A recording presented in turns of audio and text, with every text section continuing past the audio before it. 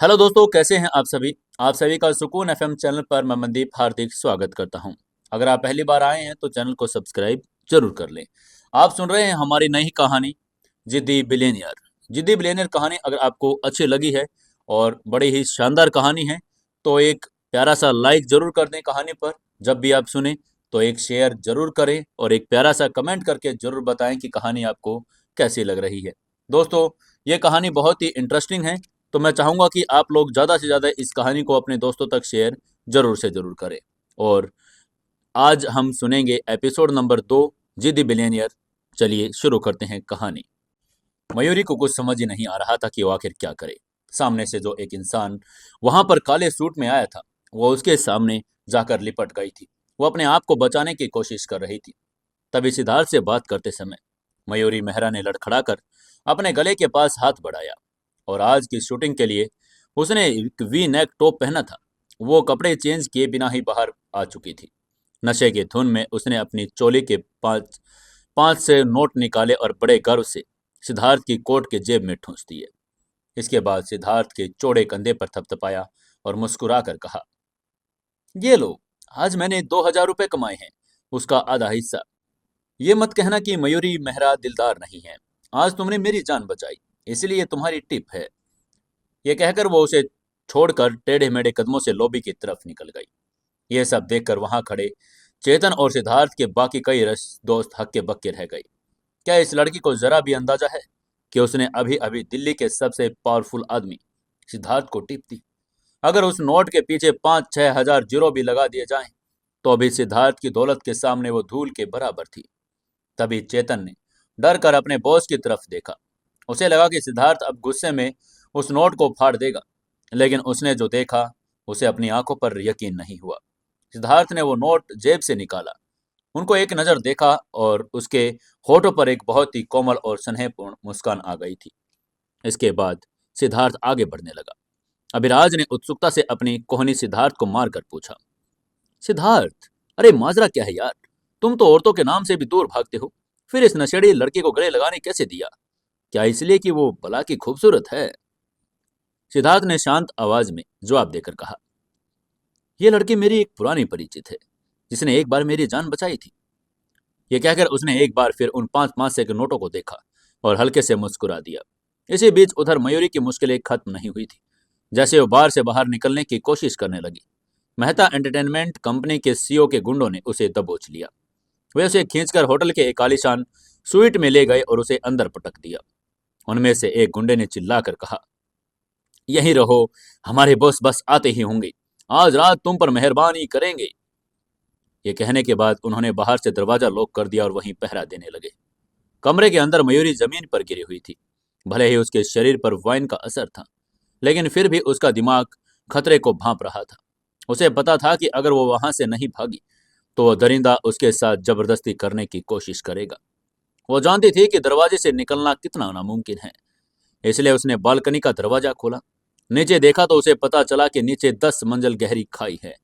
मयूरी को ऊंचाई से भी डर लगता था, लेकिन उस दरिंदे का शिकार बनने से बेहतर उसे खुदकुशी करना ही लग रहा था। अच्छा, तभी उसकी नजर बगल वाले कमरे पर पड़ी। उसने देखा कि बगल वाले कमरे की बालकनी महज 1 मीटर दूर है, जिसके लिए हिम्मत जुटाकर वो रेलिंग पर चढ़ गई। उसने अपनी आंखें बंद की, अपने लंबे पैर फैलाए और अगली बालकनी को पकड़ लिया। एक पल के लिए उसे लगा कि वो गिर जाएगी, लेकिन आखिरकार वो दूसरी तरफ लुढ़क गई। पसीने से लगातार तरबतर मयूरी उठी और उस अनजान स्वीट के अंदर भाग गई। वहां एकदम सन्नाटा था, सिवाय बाथरूम से आती पानी गिरने की आवाज के। उसे लगा जैसे कोई नहा रहा हो। मयूरी का सिर फटा जा रहा था। वो बस अपना चेहरा पानी से धोना चाहती थी ताकि उसे होश आ जाए। उसने बिना सोचे बाथरूम का दरवाजा खोल दिया।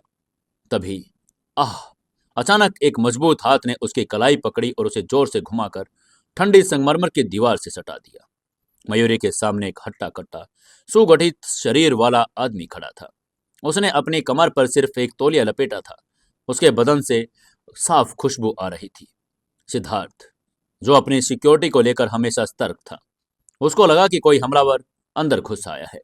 लेकिन जैसे ही उसने अपनी बाहों में फंसी लड़की को देखा, उसकी आंखों की शक्ति गायब हो गई। 3 साल पहले दिल्ली की सड़कों पर जान बचाने वाली वही लड़की और आज बार में टिप देने वाली वही लड़की अब उसके कमरे में आ गई थी। वहीं मयूरी ने जब अपनी धुंधली आंखों से उस आदमी को देखा तो उसके चेहरे पर एक सुकून भरी मुस्कान आ गई। उसने राहत की सांस लेकर कहा, ओह, तो ये तुम हो। सिद्धार्थ ने उसकी कलाई छोड़ दी, लेकिन अपना हाथ उसके सिर के पीछे दीवार पर टिका दिया।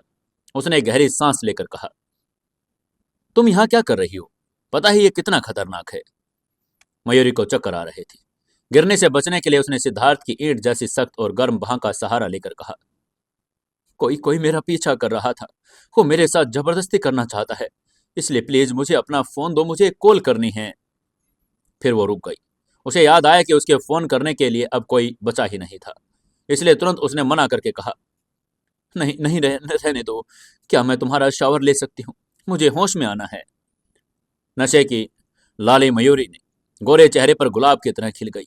उसके बिखरे हुए बाल और उसकी मासूम मदहोश आंखें उसे इतना आकर्षक बना रही थी कि सिद्धार्थ जैसा सख्त इंसान भी एक पल के लिए उसका दिल का धड़कना भूल गया। वो इतनी मासूम और इतनी हसीन लग रही थी, उसे नजरें हटाना ही नामुमकिन था। तभी मयूरी के रेशमी बालों की कुछ लटें सिद्धार्थ की मजबूत बाह पर गिर गई, जिससे उसे एक हल्की सी गुदगुदी और आकर्षण महसूस हुआ। सिद्धार्थ ने उसके उदास चेहरे को देखा और बहुत ही कोमल स्वर में पूछा, कौन है जो तुम्हारे साथ जबरदस्ती करना चाहता है? मुझे बस नाम बताओ। यहाँ तुम बिल्कुल सुरक्षित हो। सिर्फ नहाने से तुम्हारा नशा नहीं उतरेगा, तुम्हें एक अच्छी नींद की भी जरूरत है। उसकी बात सुनकर मयूरी ने हंसकर कहा, नाम बताऊं? अगर मैं बता भी दूं तो क्या तुम सच में मेरी मदद करोगे? और साथ ही ये भी बता दो, इस मदद के भले तुम मुझसे क्या चाहते हो? मयूरी की आवाज में एक टूटन थी। मयूरी उस वक्त अंदर से पूरी तरह बिखर चुकी थी। इस दुनिया में उसकी माँ के अलावा उसका कोई नहीं था, जो हॉस्पिटल में जिंदगी की जंग लड़ रही थी। पिछले 3 सालों से उसने अपनी थकान और दर्द को सिर्फ इसलिए छिपा रखा था क्योंकि उसे लड़ना था। उसे याद आया कि जब उसे घर से निकाला गया था तब राहुल की माँ ने कितनी बेरहमी से उसे दुत्कारा था। मयूरी को याद आया कि कैसे वो अपनी डिग्निटी दांव पर लगाकर मदद मांगने आई थी, लेकिन राहुल की माँ ने उसको ताना मारकर कहा था कि तुम अभी तक खन्ना परिवार की बहू बनी भी नहीं हो और अभी से हमारे पैसे उड़ाना चाहती हो। उस अपमान ने मयूरी को एंटरटेनमेंट इंडस्ट्री की गलियों में धकेल दिया।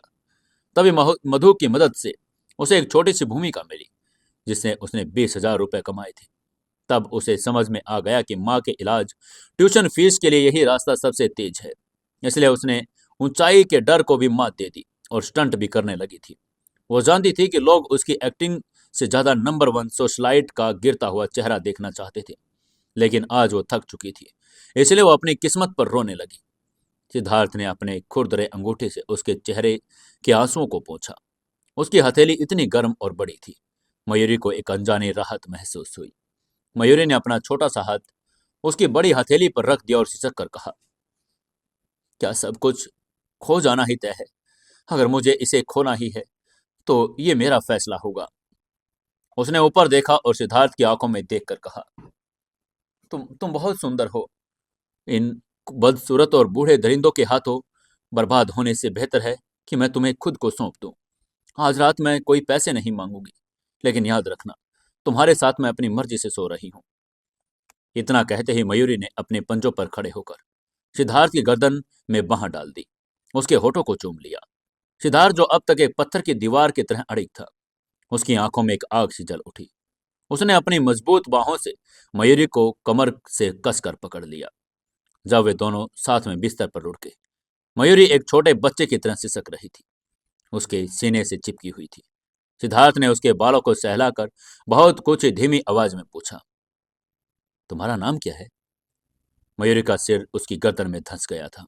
उसने पलक झपका कर कहा, मयूरी, जिसका अर्थ है मनमोहनी मोरनी। मयूरी को अपने बचपन में पढ़ी वो किताब याद आई, मोहनी मोरनी, जिसकी नायिका ने वेश्यावृत्ति के दलदल में रहकर भी हार नहीं मानी, अंत में राख से पुनर्जन्म लिया था। बचपन में मयूरी सिर्फ उस कहानी की प्रशंसा करती थी। उसे क्या पता कि एक दिन उसकी अपनी जिंदगी भी उसी मोड़ पर आकर खड़ी हो जाएगी। वो मेहरा परिवार की मासूम लड़की, जो सोचती थी कि जिंदगी फूलों की तरह शांत होगी, लेकिन आज वो अपनी डिग्निटी को खुद अपने हाथों से एक अजनबी को सौंप रही थी। मयूरी इतनी हताश तो नहीं थी, फिर भी उसने अपना शरीर एक अजनबी को सौंपने का फैसला कर लिया था। यह उसके बचपन के आदर्शों के बिल्कुल खिलाफ था। क्या उसने खुद से हार मान ली थी? सिद्धार्थ ने अपना सिर झुकाया। उसके होठ मयूरी के बालों को हल्के से छू रहे थे। मयूरी का शरीर छोटा और कोमल था और उससे एक मदहोश कर देने वाली खुशबू आ रही थी। सिद्धार्थ कोई संत भी नहीं था। एक पुरुष होने के नाते उसके शरीर ने स्वाभाविक रिएक्ट किया। उसने अपनी मोहक आवाज में धीरे से कहा, जो चीज तुम खोना चाहती हो वो तब तक छीनी जा सकती है जब तुम हार मान लो। अगर तुम उसे खोना चाहती तो दुनिया की कोई भी ताकत उसे तुमसे छीन नहीं सकती।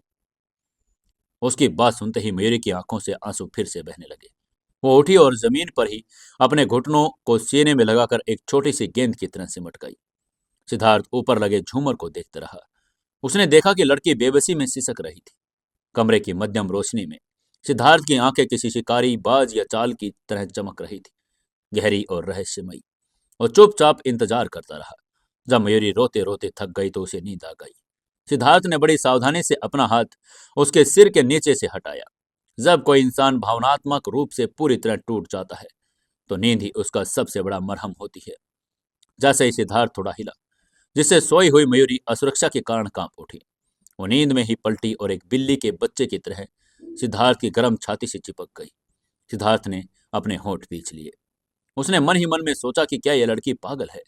वो लगातार उसकी सहन पावर की परीक्षा ले रही थी, इसलिए सिद्धार्थ को डर लग रहा था कि वो खुद को काबू में खो सकता है। उसने अपनी उंगली से उसके कोमल त्वचा को छुआ। तभी उसको याद आया कि 3 साल पहले वो कितनी मासूम थी, लेकिन अब वो एक खिले हुए फूल की तरह तेजस्वी दिख रही थी। उसने वो दिन भी याद किया जब वो द्वारका सेक्टर 11 की सुनसान सड़क पर मयूरी उसके लिए रो रही थी। उन आंसुओं ने सिद्धार्थ के पत्थर जैसे दिल में एक गर्माहट भी भर दिया था। सिद्धार्थ एक ऐसे परिवार से था जहां रिश्तों का मतलब सिर्फ फायदा और नुकसान होता था। वहां प्यार के लिए कोई जगह नहीं थी। लेकिन मयूरी ने उस निस्वार्थ आंसुओं ने उसको बदल दिया था। वो निर्मम था, लेकिन मयूरी के लिए उसके दिल में एक सॉफ्ट कॉर्नर बन गया था। वो ये सोच ही रहा था, तभी दरवाजे पर दस्तक हुई और सेक्रेटरी चेतन ने अंदर आकर कहा, सीओ। लेकिन इससे पहले कि अपनी बात पूरी कर पाता, वो ये देखकर सन्न रह गया कि उसके बॉस नग्न बदन एक लड़की को गले लगाए खड़े हैं। वो कुछ बोलने ही वाला था, तभी सिद्धार्थ ने उसको चुप रहने का इशारा किया ताकि मयूरी की नींद न टूटे। वहीं चेतन को अपनी आंखों पर यकीन ही नहीं हो रहा था कि उसके ब्रह्मचारी बॉस इतने इमोशनल कैसे हो गई। तभी मयूरी नींद में बड़बड़ाई, राहुल। सिद्धार्थ की उंगलियां अचानक रुक गई। उसकी आंखों में गर्माहट एक पल के लिए बर्फ की तरह ठंडी हो गई। 3 सेकंड के सन्नाटे के बाद उसने शांति से अपनी बाह पीछे खींच ली। मयूरी की गर्माहट खत्म होते ही वो रजाई में मुंह छिपाकर सो गई। चेतन ने मुस्कुराकर कहा, सर, अमेरिका से सिलिकॉन वैली के सीईओ आ चुके हैं। मीटिंग में आधा घंटा बाकी है। आगे से सिद्धार्थ ने बिना किसी भाव के कहा, ठीक है, मैं बस 10 मिनट में आ रहा हूं। और यह कहकर वो बाथरूम की तरफ चला गया। 10 मिनट बाद सिद्धार्थ पूरी तरह से तैयार होकर निकला। उसने सफेद शर्ट और काली टाई पहनी थी जो उसके सुगठित शरीर को जच रही थी। जैसे उन्होंने दरवाजा खोला, गलियारे में मेहता एंटरटेनमेंट के सीईओ और उनके गुंडों का शोर सुनाई दिया। मेहता एंटरटेनमेंट के सीईओ ने अपने लड़कों से चिल्लाकर कहा, निकम्मे, एक लड़की को नहीं संभाल सके? जल्दी से उसे ढूंढो और मेरे सामने लेकर आओ। वो लड़कों पर चिल्ला रहा था, लेकिन जैसे ही उसने सिद्धार्थ को देखा वो डर के मारे पीला पड़ गया। हालांकि सिद्धार्थ के चेहरे पर एक कुलीन शालीनता थी, लेकिन उसकी आंखों में बाज जैसी तीक्ष्णता थी जो किसी की भी रूह को कपा दे। मेहता एंटरटेनमेंट कंपनी के सीईओ ने तुरंत चापलूसी भरी मुस्कान के साथ सिर झुकाया। सिद्धार्थ ने अपने पतले होठ खोले और बिना किसी लाग लपेट के कहा, जिस लड़की को तुम ढूंढ रहे हो ना, वो मेरे कमरे में है। सिद्धार्थ के शब्दों ने मेहता के होश उड़ा दिए। उसे लगा जैसे किसी ने उसके ऊपर बर्फीला पानी डाल दिया हो। जब उसे अपनी स्पिरिचुअल सिचुएशन का एहसास हुआ तो उसके पैर थरथराने लगे। उसने कांप कर कहा, मैं वो आप, नहीं नहीं नहीं सर, आप गलत समझ रहे हैं।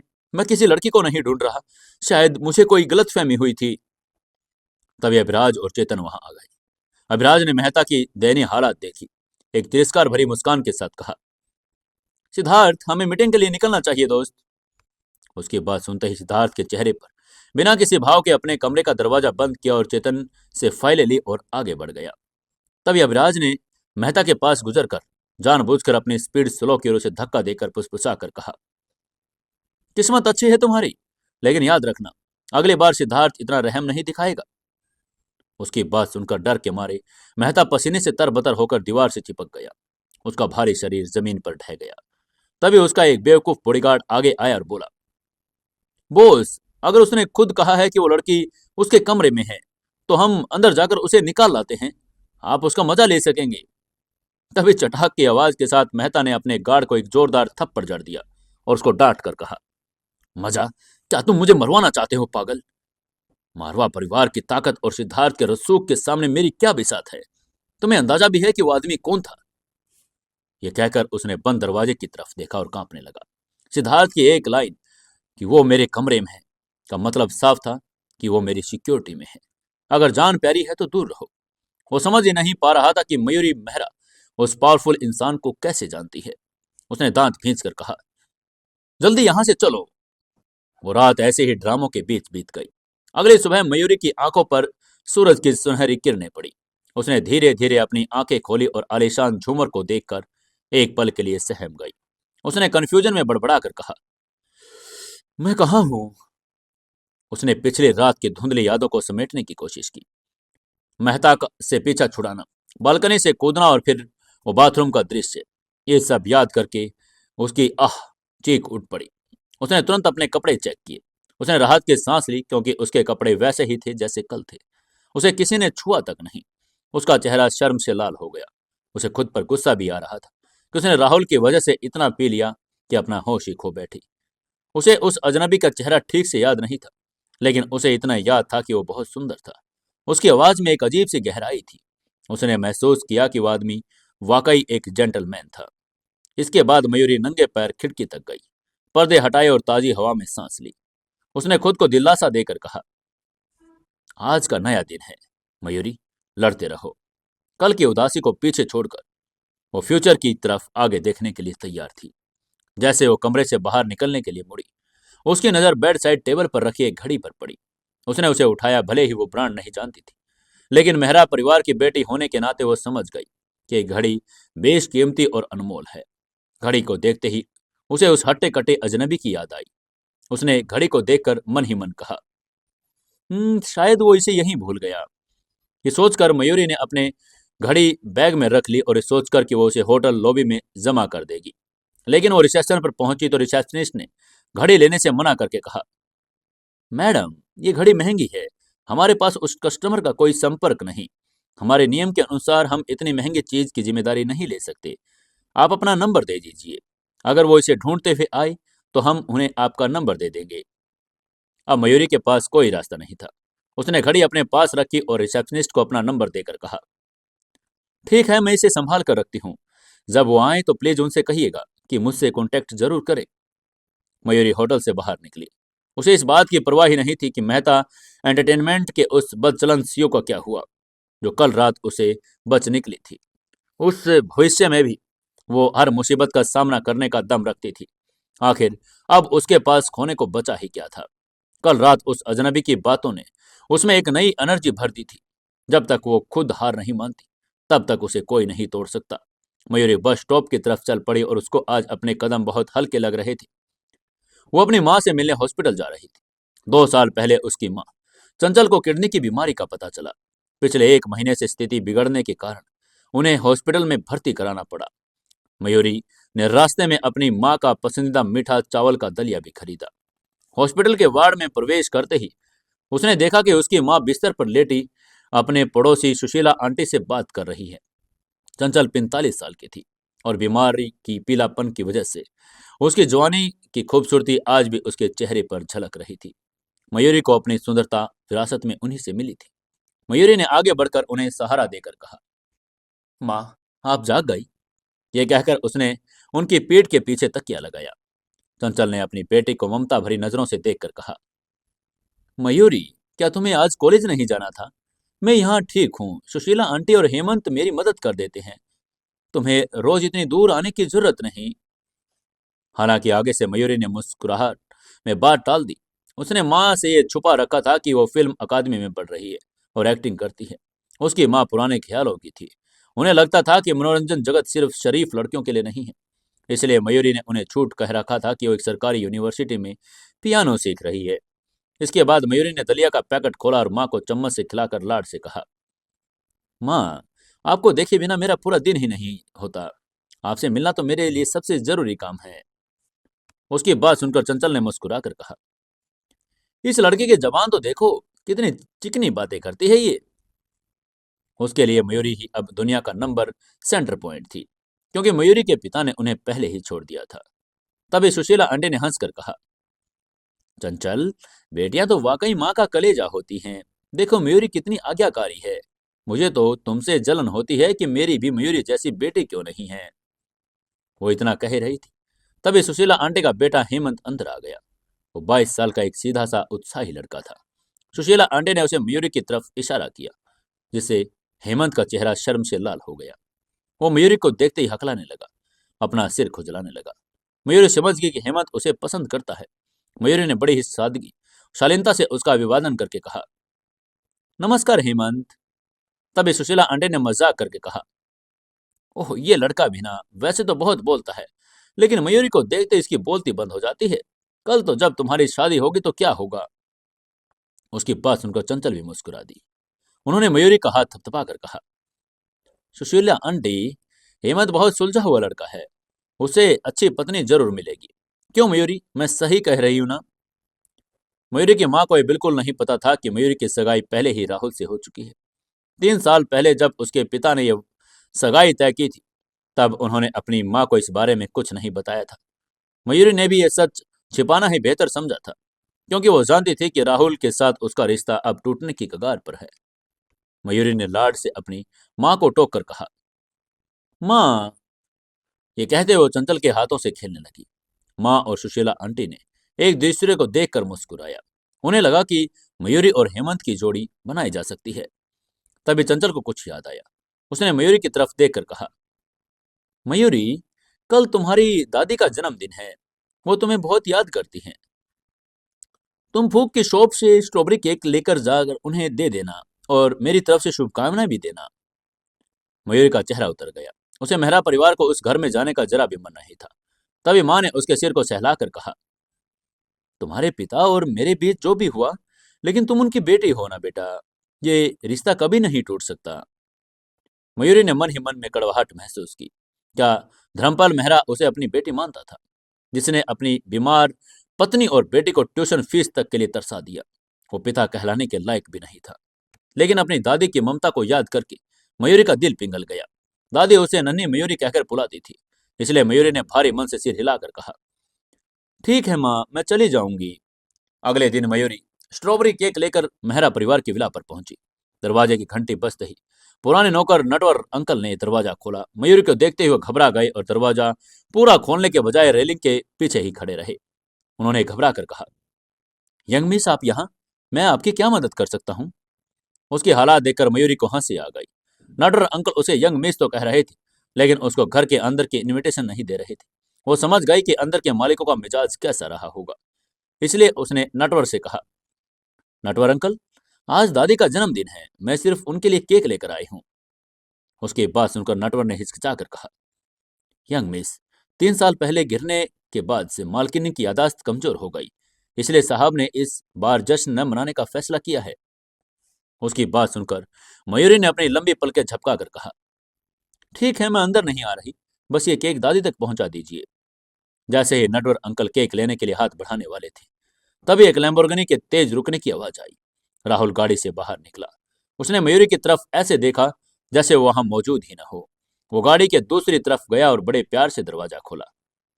अंदर से एक हल्के पीले रंग के कोट में एक नाजुक सी लड़की बाहर निकली। उसको देखते ही मयूरी का चेहरा सख्त हो गया। वो कविशा थी, जो 3 साल पहले मयूरी और राहुल की सगाई की खबर सुनकर अमेरिका भाग गई थी। वो अब वापस लौट आई थी। वो बहुत मासूम और खूबसूरत भी लग रही थी। ऐसी औरत जिसे देखते ही किसी भी मर्द का सुरक्षा भाव जाग जाए।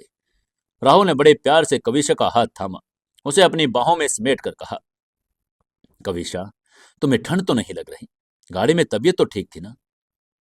राहुल की आवाज में वो कोमलता थी जो मयूरी ने पिछले 3 सालों में कभी महसूस ही नहीं की। राहुल के लिए कविशा उसकी आंखों का तारा थी। मयूरी को अपनी बेबसी पर हंसी आ गई। उसके लिए राहुल बर्फ की तरह ठंडा था, लेकिन कविशा के लिए वो बसंत की हवा का जैसा था।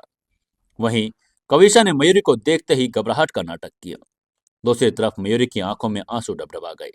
उसने कोमल आवाज में मयूरी से कहा, बहन। मयूरी को याद आया कैसे वो कविशा को अपनी सगी बहन की तरह मानती थी। उसकी हर मुसीबत में साथ खड़ी रहती थी। उसे क्या पता कि वो आस्तीन का सांप पाल रही है। कविशा डर कर राहुल की बाहों में छिप गई।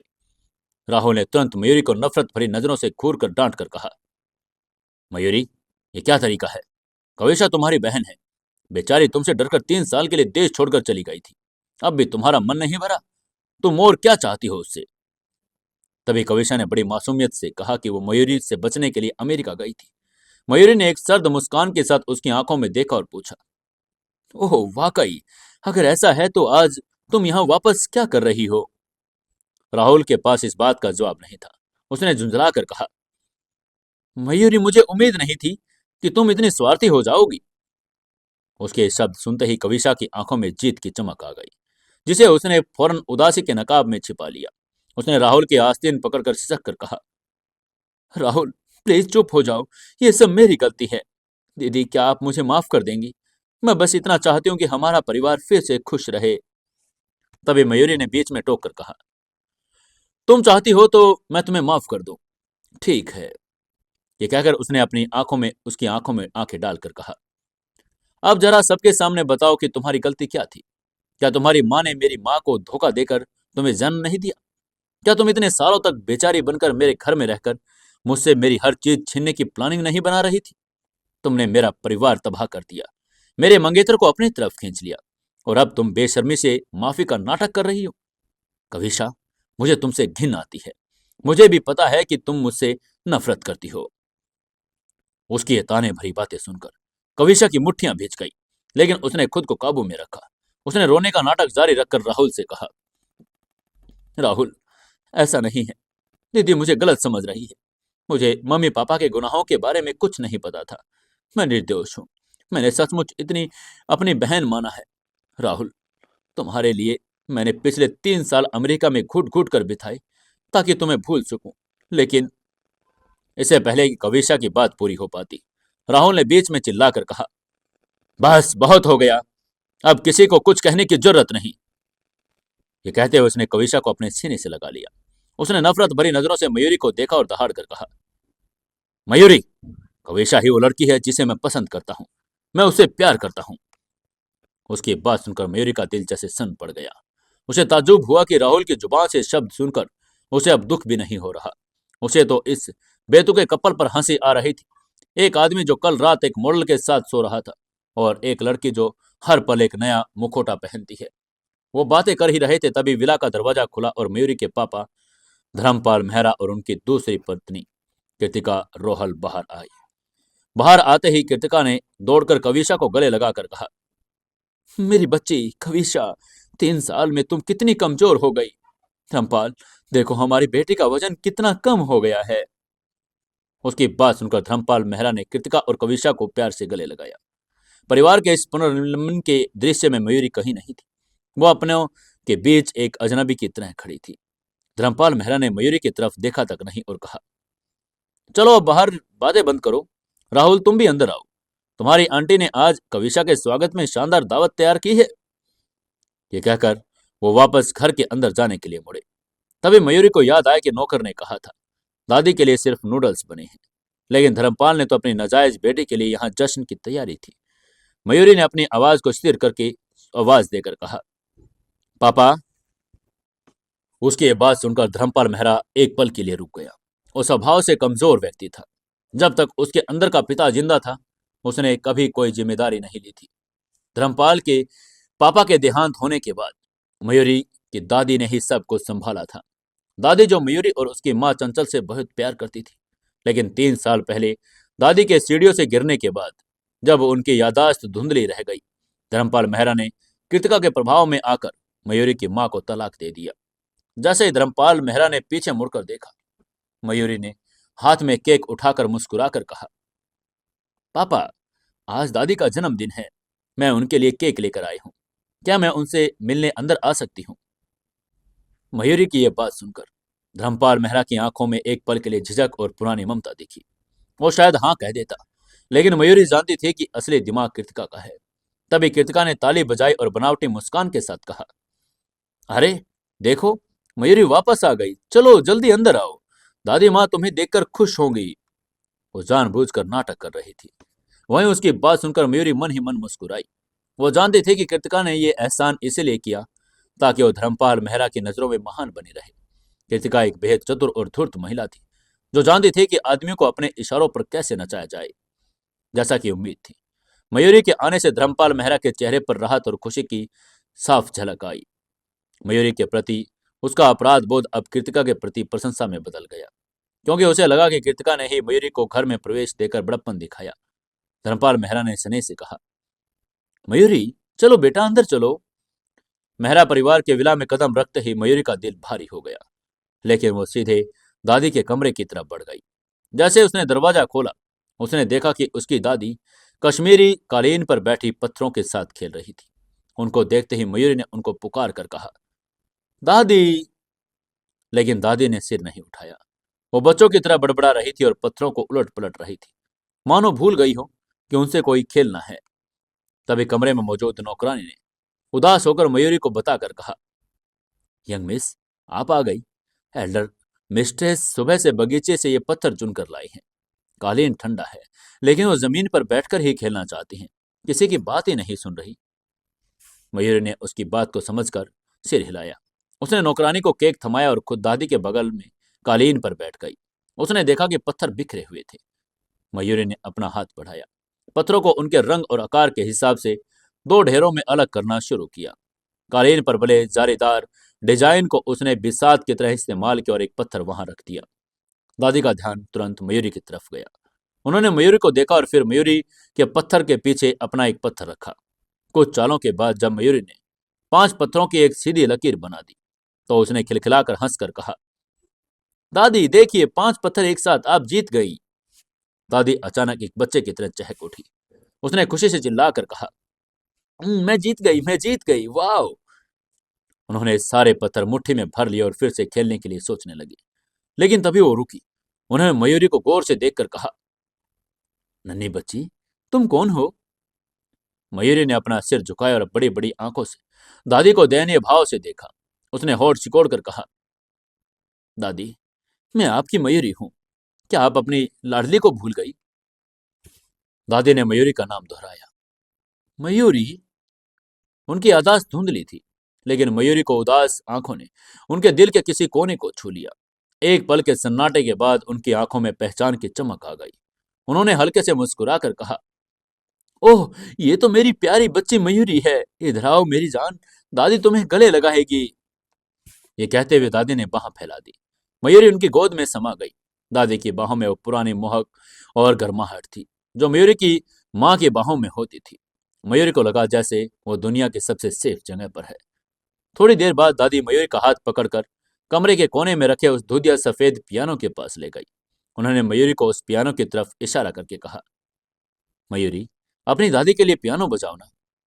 मयूरी ने जैसे ही पियानो को देखा तो उसे ताज्जुब हुआ। उसका बचपन का पियानो अब दादी के कमरे की शोभा बढ़ा रहा था। मयूरी पियानो पर बैठी और उसकी लंबी गोरी उंगलियों ने कीबोर्ड पर जादू बिखेरना शुरू कर दिया। उसने दादी की तरफ मुड़कर मुस्कुराकर कहा, दादी, मैं आपके लिए ट्विंकल ट्विंकल लिटिल स्टार बजाऊंगी। दादी ने हल्के से मुस्कुराकर कहा, ठीक है, ठीक है। दादी खुशी से नाचने लगी। जैसे ही सुरीली धुन कमरे में गूंजी, दादी ने नौकरानी का हाथ पकड़कर तालियां बजानी शुरू कर दी। मयूरी की ताल के साथ ताल मिलाकर गाने लगी। उसी समय राहुल दादी से मिलने ऊपर आया। आधे खुले दरवाजे की दरार से उसने ये दृश्य देखा। मयूरी व्हाइट ड्रेस और फिरोजी कार्डिगन में अप्सरा जैसी लग रही थी। ढलती धूप उसके चेहरे पर सुनहरी चमक बिखेर रही थी। दरवाजे के हैंडल पर जमी राहुल की पकड़ ढीली पड़ गई। उसने अपने हाथ जेब में डाल लिया और दीवार से टिककर खड़ा हो गया। अगर कविशा की आवाज एक चिड़िया जैसी चहकती थी, तो मयूरी की आवाज में कोयल जैसी मिठास और गहराई थी। राहुल को लगा कि मयूरी की आवाज में एक अजीब सा सुकून है, जो बिल्कुल भी बनावटी नहीं। लेकिन अगले ही पल उसे गुस्सा आ गया। उसने मन ही मन में सोचा, मयूरी बदल गई है। अब वो मासूम लड़की नहीं रही। एंटरटेनमेंट वर्ल्ड में उसे स्वार्थी और गंदा बना दिया। उसे मयूरी की वो बात चुभ रही थी कि कविशा ने उसका मंगेतर छीना। राहुल ने खुद उससे कहा कि उसने कविशा को इसलिए चुना क्योंकि मयूरी उसे छूने तक नहीं देती थी, जबकि उसकी दूसरों के साथ छोड़ने की अफवाहें थी। लेकिन जब उसने देखा कि मयूरी के चेहरे पर राहुल और कविशा के साथ देखकर जेलसी का कोई निशान नहीं था, तो राहुल को एक अजीब सी निराशा और खालीपन महसूस हुआ। वो चाहता था कि मयूरी तड़पे, लेकिन वो तो दुनिया में खुश हो रही थी। गुस्से में, झुंझलाहट में राहुल ने दरवाजा खोलना चाहा, लेकिन वो फिर रुक गया। अंदर दादी और मयूरी केक खा रही थी। मयूरी ने क्रीम वाला केक दादी को खिलाया तो दादी ने मजाक में क्रीम उठाकर मयूरी के होठों पर लगा दी। मयूरी ने लाड से दादी की आस्तान खींची और बचकानी आवाज में शिकायत करके कहा, दादी आप बिना। ये कहते हुए अपने होठों पर लगी क्रीम को अपनी जीभ से चाटने लगी। मयूरी के होठों पर लगी मलाई को चाटता देखकर राहुल का पूरा शरीर जैसे सुन्न पड़ गया। उसकी चमकदार लाल जुबान मासूमियत भरे उस दृश्य को राहुल के भीतर भावनाओं का बौंडर पैदा कर दिया। उसे अचानक कुछ दिन पहले सोफे पर जबरदस्ती किस करने का वो पल याद आ गया था। उसकी आंखें जुनून से लाल हो गई थी। वो अपने ख्यालों में ही खोया था। तभी दादी की आवाज ने सन्नाटा तोड़ा। दादी ने उससे कहा, राहुल अंदर आ जाओ, दरवाजे के पीछे क्या खड़े हो। दादी की बात सुनकर मयूरी ने भी पीछे मुड़कर देखा। राहुल अपनी पुरानी अकड़ और घमंड के साथ अंदर आया। उसने मयूरी को इग्नोर करके सीधे दादी का हाल पूछा। मयूरी को ताज्जुब हुआ कि दादी जो उसे नहीं पहचान रही थी, राहुल को पहचानती थी। उसे समझ आया कि दादी की यादाश्त आती जाती रहती है। तभी दादी ने भारी मन से राहुल का हाथ मयूरी के हाथ पर रखा और कहा, राहुल मैं अपनी मयूरी तुम्हें सौंप रही हूं, इसका ख्याल रखना बेटा। दादी की यह बात सुनकर मयूरी का दिल बैठ गया। 3 साल से सब कुछ बदल चुका था, लेकिन दादी की आंखों में वही पुराना सपना था। राहुल ने मयूरी की बेबसी देखी और उसे चिढ़ाने के लिए बोला, दादी मैं अब।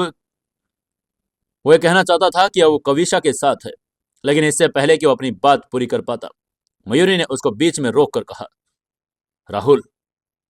मयूरी ने झटके से अपना हाथ पीछे खींचा, उसे चेतावनी भरी नजरों से देखा। उसकी आंखें विनती कर रही थी कि दादी की नाजुक हालात को देखकर वो सच न कहे। राहुल को लगा कि मयूरी पछता रही है। वो अब उसे पाना चाहती है, इसलिए वो पुराने रिश्ते का नाटक कर रही है। अपनी इस गलतफहमी में वो खुश हो गया और चुप हो गया। तभी दादी ने एक बार फिर राहुल को मयूरी की जिम्मेदारी दी और थकान के कारण सोने चली गई। मयूरी ने उन्हें राहुल प्यार से कंबल उठाया। भारी मन से राहुल के साथ कमरे से बाहर निकल गई। बाहर निकलते ही मयूरी फिर से गंभीर हो गई। वो अपनी दादी की देखभाल न कर पाने के दुख में डूब गई थी। राहुल ने उसको पीछे से चलकर घमंड से कहा, मयूरी ख्यालों की दुनिया से बाहर आओ। मैं सिर्फ दादी की वजह से चुप था। हमारे बीच अब कुछ नहीं हो सकता। मैं कविशा से प्यार करता हूं।